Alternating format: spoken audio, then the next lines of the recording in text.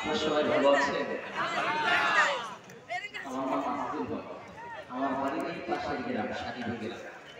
আমি কারো ভাই, কারো ছেলে, সমবয়সী বয়স। আমি আপনার কাছে দোয়া চাই। এখানে যে ওসিয়ত হয়েছে শেষের দিকে পিতা মাতার কথা যে বলেছে, আমি লক্ষ্য করেছি প্রায় জনের চোখে পানি চলে আসছে।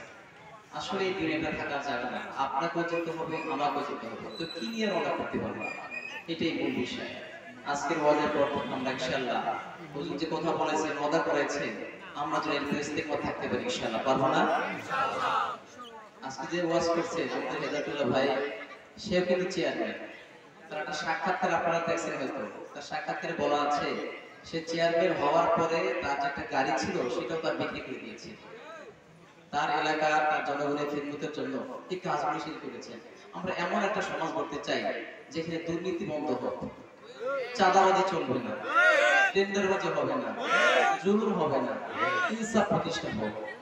এমন সমাজ উপহার একমাত্র ইসলাম দিতে পারে। আমরা এমন সমাজ প্রতিষ্ঠা করতে চাই যেরকম ভাবে দেখেন কৈফিয়ত কাকে বলে, জবাবদিহিতে থাকতে হয়। ওমর ফারুক রাদিয়াল্লাহু তাআলা রাষ্ট্রপ্রধান হইলেন।